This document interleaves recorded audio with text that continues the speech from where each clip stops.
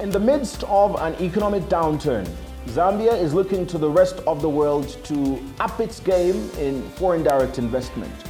But this foreign direct investment is not escaping the criticism of those that feel that there's a different way of doing it. But there's a new man in charge, a new Minister of Foreign Affairs and International Cooperation, former Minister of Justice, Mulambo Haimbe. One of his objectives is to turn foreign direct investment into an economic driver that will improve Zambia's economic situation. But in the midst of all this, Zambia also discusses its relationship with some of its neighbors. That's the reason why I sat down with the Minister of Foreign Affairs and International Cooperation, Mulambo Haimbe. I asked him what the strategic plan is of the Upnd to deal with foreign direct investment, but how they also hold themselves accountable in keeping a clean slate for democracy. Welcome to the stage. My name is Dingindaba Jonah Buyoya.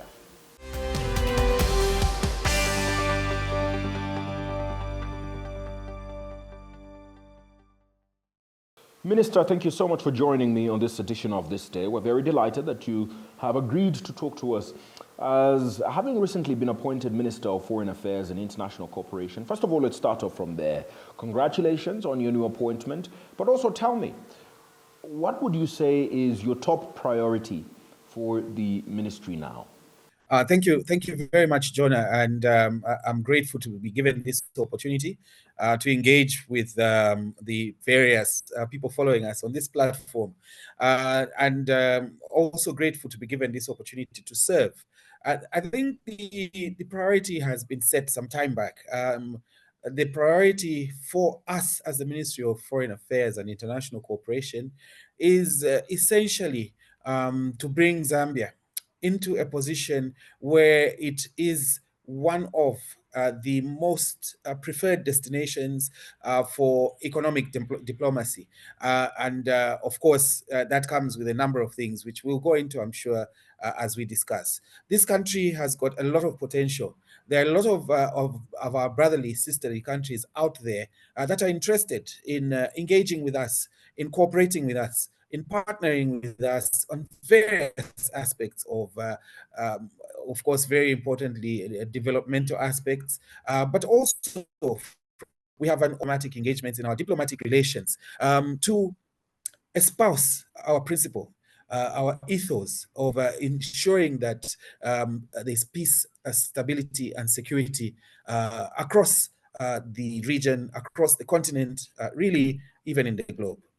Now let's talk about the strategic initiatives that you are implementing as a minister and as a ministry to attract foreign direct investment, ideally to boost investment into the country and boost economic growth based on the economic downturn that we are currently experiencing. Okay, thank you very much. First, let me begin by commending the work that has been done already by His Excellency the President, Mr. Hakainde Hichilema, who's our chief diplomat, as we all know, our chief market. A lot of work was done, and what we need to do now as a collective, the people of Zambia, we need to work towards implementing all the hard work that has been put in. So to answer your question, the first issue around attracting foreign direct investment is how we portray ourselves as a people. In my view, and by the way, of course, many people will have different views, but in my view, how do we portray ourselves as a people? Do we come out as a united front? Do we come out as people that are willing to hard when given the opportunity? Do we come out as a pieces, look at ensuring that in engaging with us in partnerships, we'll feel safe, we'll feel that there's an environment which would foster a win-win situation? I think that is the first question that we must ask ourselves before even the ministry comes in to guide the process. And that is why I say it is not only about the people holding public office, but all of us as a collective. And I believe by and large, we continue to answer those questions in the positive.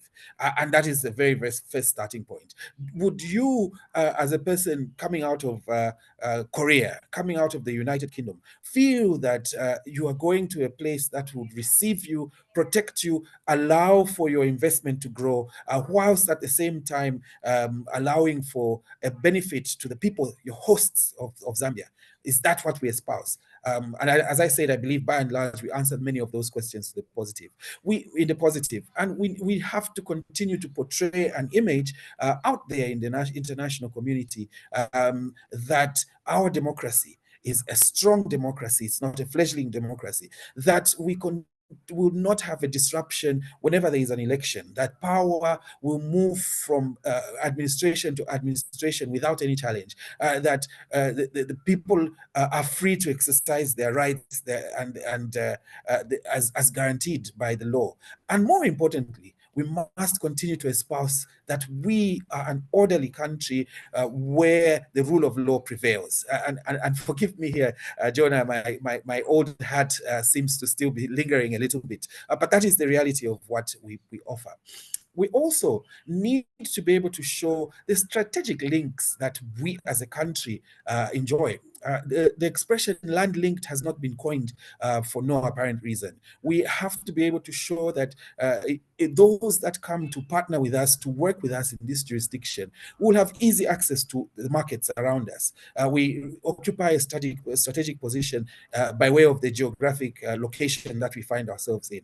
And we have to be able to demonstrate that, look, we are able to create the routes, the corridors that will allow for trade to flow easily, so that not only our market of 20 million Zambians is available to those that come and invest here, but also the surrounding wider market. As you may know, Jonah, we have 300 million people in the countries around us combined, which makes the markets really huge. And that is an important aspect of attracting FDI, amongst other things. I'll just pause there so that perhaps you might want to seek further clarification.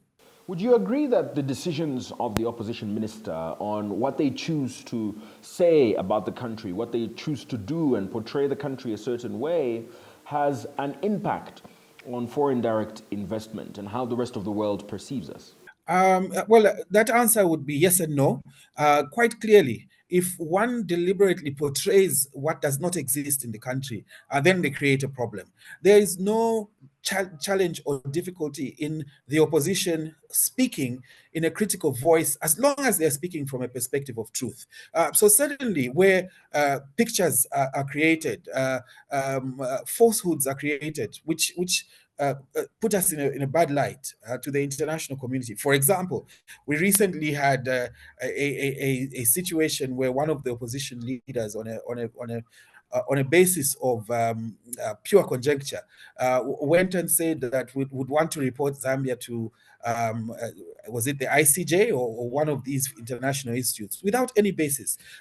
You create a taint on the country. You taint the image of the country unnecessarily when you go about saying there's a shrinking democracy, when in fact not. When in fact you have a better situation in this country than we have had in a long time in terms of the prevalence of the rule of law and in terms of the democratic space that we enjoy. So yes, it would be most prudent if our counterparts, our colleagues in governance, would be able to speak from a perspective, even as they offer checks and balances or criticisms, but from a perspective of truth, rather than one which is aimed merely at their own personal aggrandizement. So then I'm tempted to ask, how would you reconcile these concerns from the predecessors, your predecessors, and the concerns that they had, that your administration, the United Party for National Development, when in opposition, did exactly that, scandalize the country to the rest of the world, just to, put your political opponents in bad light and put yourselves in good light, and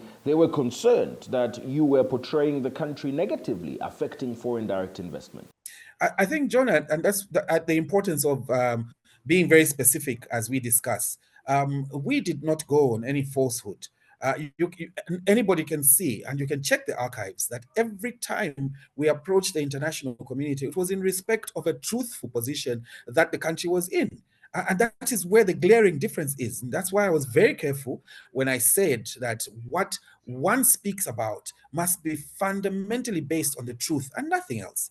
And that is where the difference is. We all know that democracy became a pipe dream in the immediate past regime. We all know the sort of goings on that went on, where the police became a weapon against the citizenry, against those with dissenting voices. We all know that the majority of the international community began to shun this country, and we have brought that back as the new Dawn administration. And I think, Jonah, I need to use this platform, you need to use this platform to acknowledge that fact, and to acknowledge that now Zambia is being looked at as a favorable destination for foreign direct investment, for partnership across the globe. I just recently came from the Korea Africa Summit, at which Zambia participated, and made a strong case for Korea to come in and invest in this country.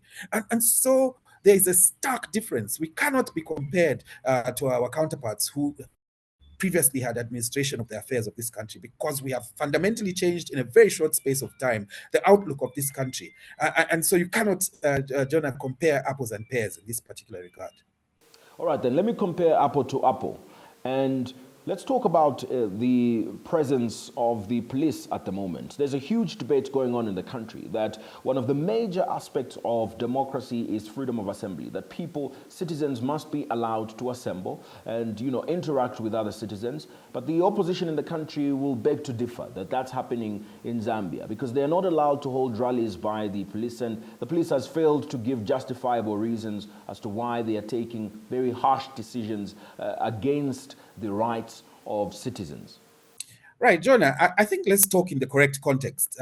With due respect to you, you are not giving the correct context of what amounts to freedom of assembly and freedom of association and the various freedoms that we speak of. You have talked only about one particular aspect of engagement with the general public.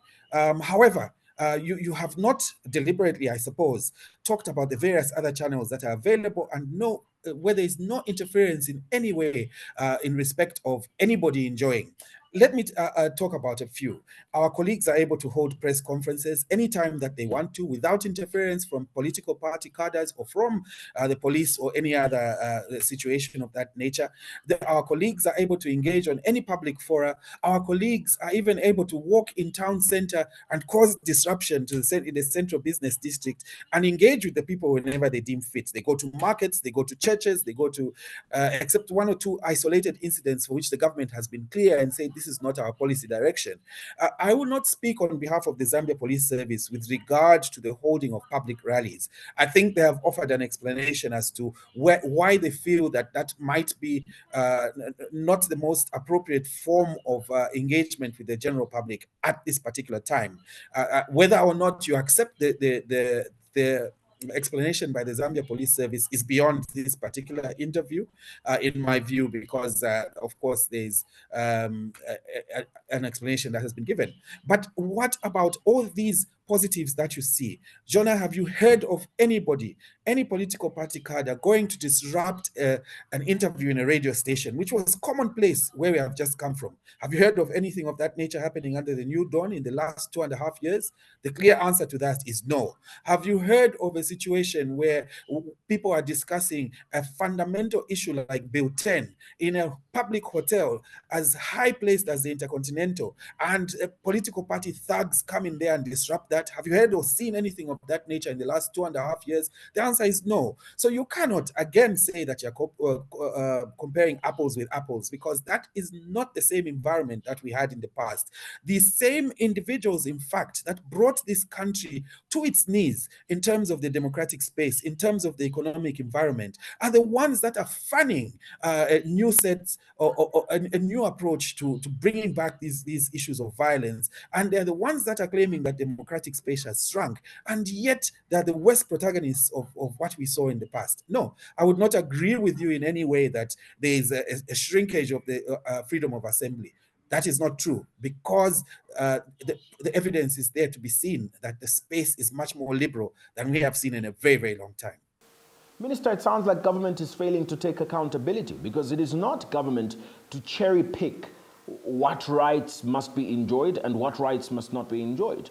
What constitutes democracy is the collective of these rights. And if one right is not being enjoyed, I think people deserve the right to complain, and government must hold itself accountable. Government must come out clearly holding itself accountable and be held accountable from the perspective of the people, not cherry picking what rights people must enjoy.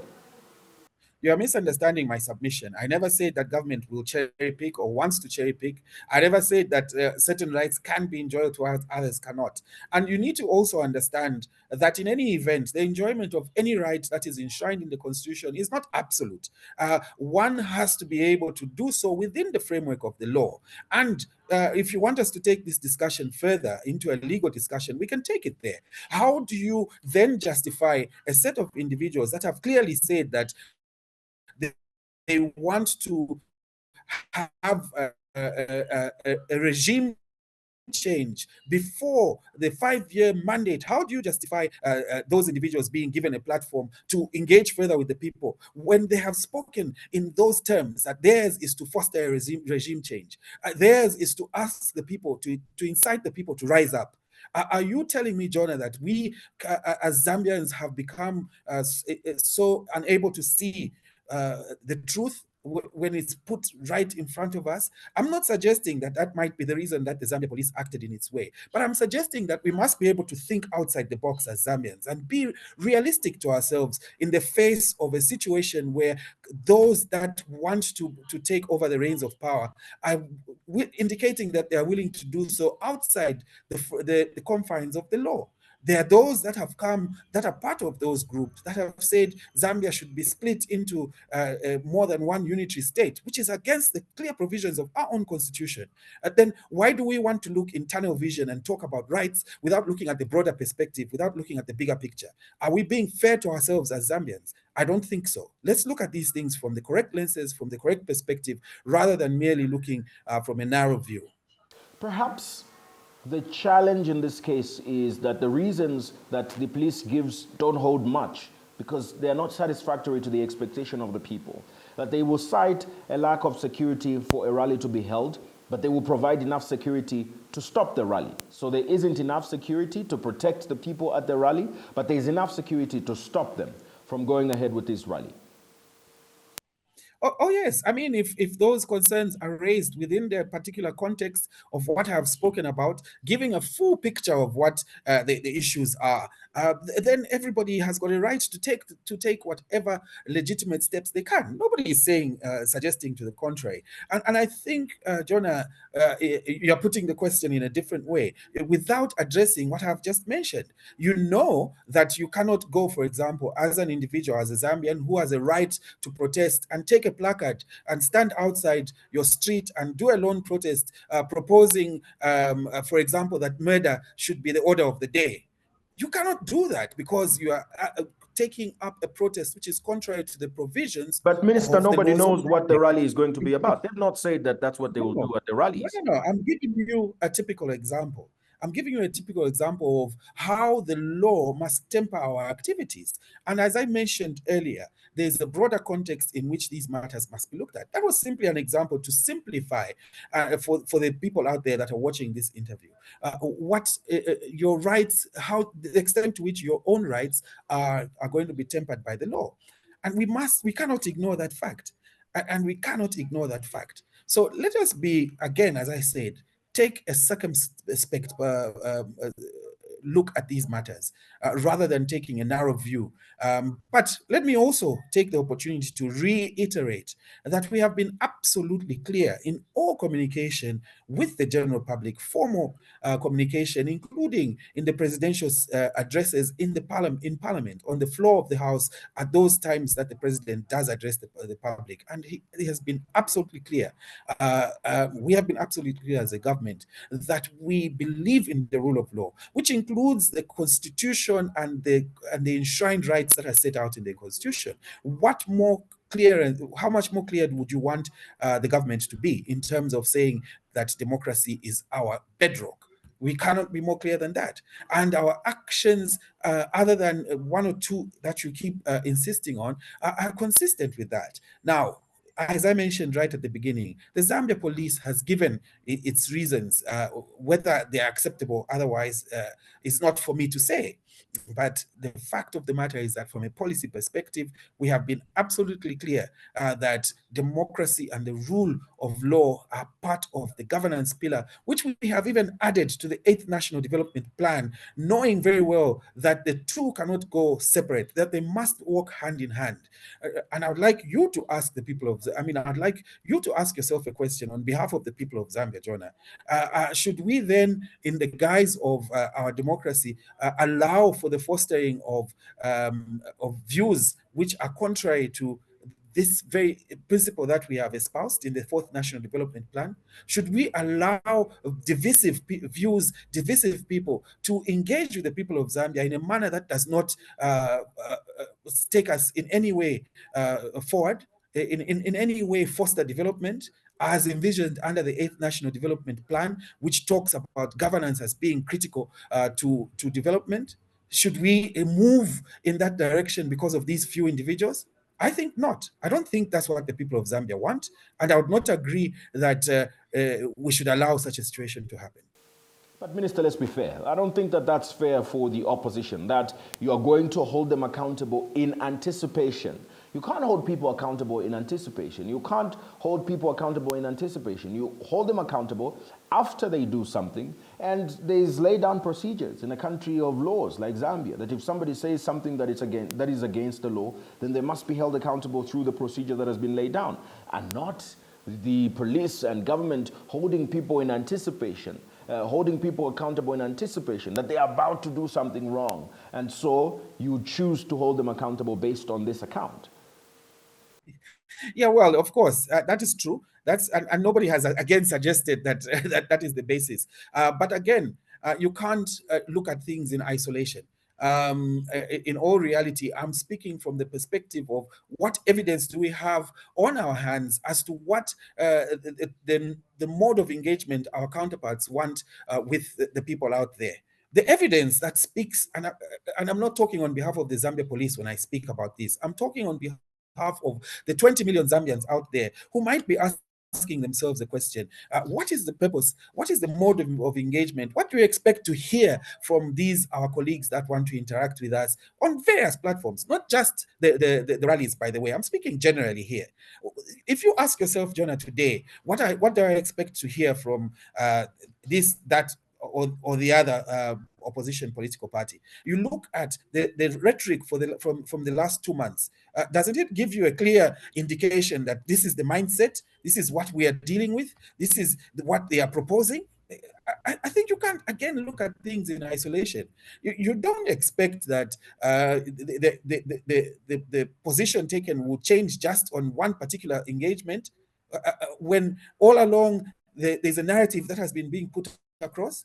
Are we being genuine that you'd expect that, oh, okay, today these people will not talk in this particular manner? I think we need to be able to take a very mature and as I said earlier, circumspect look at these matters based on evidence and nothing more, nothing less. Some of your critics, Minister, say that you as the Upnd administration are portraying Zambia in a very positive light, which is contrary to what is on the ground, the contrary perception to, to what is happening on the ground. That to the rest of the world, you want to make Zambia look like a great destination, like it's a great place to live. But the reality for people living here is a bit different. Jonah, I think, first of all, that statement in itself is contradictory. It's self-contradictory. If we are obsessed with showing an image to the outside world of who we are as Zambia, is there anything wrong with that? I thought that is our job, all of us as Zambians, that we must be able to showcase what we have to offer. And if we're obsessed about it, that's a positive quality. It is a positive quality because it shows that our interest is the motherland, nothing more, nothing less. How that can then come around and be said to be injurious to the interests of the country is mind-boggling, to be honest. And again, with due respect, how can anyone who looks at the amount of work that President Hakainde Hichilema and his team have put into marketing this country, into showing what we have to offer, how can that turn into a negative? What kind of logic is that whoever is fostering such a point of view is using? I think it defies logic. It's self-contradictory. We are here as Zambians. We are here as the Ministry of Foreign Affairs and International Cooperation to do just that, to show that this is a country that is worth partnering with, that is worth investing in, that is worth ensuring that we work together, that we foster deep relations, we are friends with all those that are like-minded, our brotherly and sisterly countries. I think that is the whole idea. And who stands to benefit at the end of the day? Our people. Our children, our grandchildren, our unborn children will stand to benefit from a Zambia which the world respects, will stand to benefit from a Zambia which the world knows they can spend their money in and they will get a return, and the people of Zambia will equally benefit. We are talking a new language altogether as the New Dawn government. We're talking strategic partnerships. We're talking investment models that result in a win-win situation. The old way of looking at international cooperation and partnerships is long gone. And perhaps the difficulty that the people that you've spoken about have is that they can't catch up. They have never seen this sort of enthusiasm and zeal in ensuring that this country takes its position in the world. And I would say kudos to His Excellency the President, Mr. Hichilema, kudos to this government for doing what we are doing. Let me move to something else, Minister. In a recent article where you were explaining your trip to South Korea for the South Korea-Africa Summit, you mentioned the goal of deepening relations with South Korea, which has pledged to provide 10 billion United States dollars in development assistance and 24 billion dollars in export finance to Africa over the next 5 years. How would you say Zambia plans to leverage on such opportunities? Okay. Yes. So you are essentially asking about a recent event which I participated in. I was delegated to attend on behalf of His Excellency the President, the Korea African Summit, which had in excess of 21 heads of state from across Africa that attended, aside from other heads of delegation and representatives of government. So it was well subscribed. Let's start from there. And yes, the figures that you have mentioned are what Korea has put across, South Korea has put across as its plan for Africa in terms of development assistance. You've mentioned the figure 10 billion United States of America dollars. And in terms of export financing, the figure is actually, the correct figure is 14 billion. The total is 24. So forgive me, I had misrepresented that on my page. Now, how do we leverage off this? We've just been talking about the environment that is most suitable for example, Korea, to be able to look at this country. These are the very issues that they would look at. If that investment comes into this country, into this region, is it going to be safe? Is it going to bring the returns that it ought to bring? Are our citizen companies going to be able to advance their interests in this region?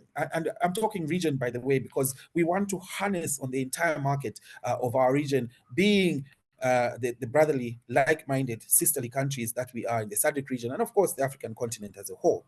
So how do we leverage off this? We leverage off this by ensuring that our environment is suitable from a legal perspective and other perspectives.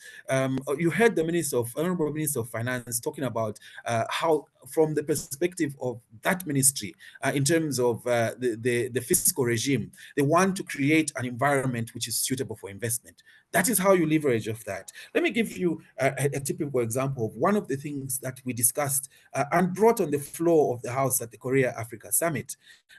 We have a power deficit as we speak in the Southern African region as a whole. And one of our SADC countries, which also associates with the East Africa region, which is Tanzania, has got an excess of power. So that power could ideally come into the Southern African power pool to alleviate the situation that we are facing through the construction of an interconnector, a transmission line all the way from East Africa into the Southern African region. This interconnector would be able to allow for a situation where if we have an energy surplus and our colleagues have a deficit, we will the power across and vice versa.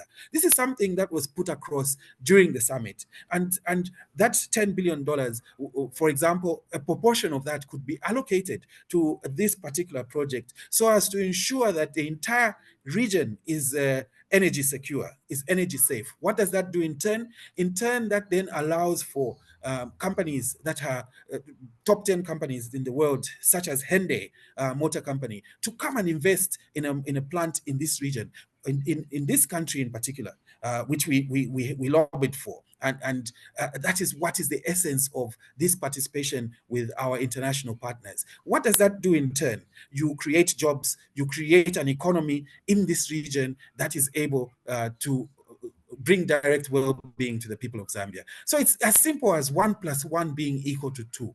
And the more we as a people think about these things and work towards achieving them, the better for all of us. Now, some analysts have asked, and they continue asking, why heads of state in Africa continue being, summoned by a single state. Several heads of state that you've rightly put it, being summoned by one country to go out there and meet, and they ask, where's the respect in this situation, Minister, as if Africa was one country with the same problems? Well, I don't see how that is disrespectful in any way. It's like any other business summit. The persons that are proposing to have a business with a cluster will ask that those in that cluster that might be interested in this business that is being offered go there. It's commonplace. It's not, there's nothing that is unusual about it. And in any event, we have had summits on this continent where we have asked the EU, for example, to come in and have a discussion with us on matters of common interest. I think perhaps what you would be suggesting is a contrary view, but I do not, again, with due respect, believe that there's any substance in that contrary view. And in any event, once the larger picture has been had, there are always going to be bilateral positions taken. There are always going to be side meetings had. And I had a bilateral meeting with my counterpart, the Honorable Minister for Korea, and we discussed Zambia-specific issues during that particular occasion. And that is that. There's really nothing untoward or indeed concerning about that aspect of doing things. And as our economies grow, by the way, Jonah, you will expect a situation where we have more of us requesting that meetings be had on the continent, specifically relating to those economic aspects that we want to be dealt with on the continent. Now, finally, let me drive you to one of the issues that's probably been a very big headline over the last few weeks, and this has got to do with the diplomatic relations between Zambia and our neighboring country, Zimbabwe. And this is because there appears to be some strains in the relationship that exists between these two countries, especially recently following the remarks that were made by the Zimbabwean president. How would you describe our relationship with our neighboring country, Zimbabwe? Yes, Jonah, one of the ways in which like-minded countries, friendly countries interact with each other is through what are called joint permanent commissions for cooperation. And that will tell you, it will give you a sort of picture, a snapshot of where the two countries stand in terms of relations with each other. We have long-standing relations, of course, with our neighboring country, Zimbabwe. We were born from the same mother, so to speak. We have long-standing relations with several of the countries around the region, including, for example, Burundi, who are in Zambia right now for a JPC meeting. I just met my counterpart who arrived yesterday, and we have warm relations. I'm using that as an example to sort of give an indication of where our relations stand. I was in Harare not too long ago, I think a month or two ago, and we were able to have a very successful joint permanent commission, joint permanent commission for cooperation. I hope I got that correct, a JPCC. And from there, a number of MOUs were signed to deepen that relationship. You would have seen very recently many images that show the two presidents, great republics, interacting with one another on the international scene. Very recently, we hosted the Kaza summit in Livingston, and our President Mnangagwa from Zimbabwe was present there, and you could see the relations between the two countries. Now, coming specifically to your question regarding the comments that have been attributed to His Excellency President Mnangagwa in Russia, we are taking a diplomatic look at that to try and ascertain what was the basis of those comments, if they were made by His Excellency in the context in which the social media and other media platforms are suggesting. If indeed that we are able to ascertain the position, there are processes that are followed. We are part of the regional body SADC. We are part of the AU, and therefore any position that we take in relation to those alleged comments would have to be tempered by our wider relations in SADC and Africa Union. But that is not to say that the Zambia and Zimbabwe have reached a crossroads in the manner that you have suggested. As I have told you earlier, as I've indicated through evidence which I like to use, there have been increased interactions between our two countries. In fact, there was even a proposal at the last JPCC that the relationship between Zambia and Zimbabwe be elevated to what is called a binational commission, which then means that matters that have to do with the two countries and the relations between them are elevated to be dealt with at presidential level. Minister, thank you for talking to me on this day.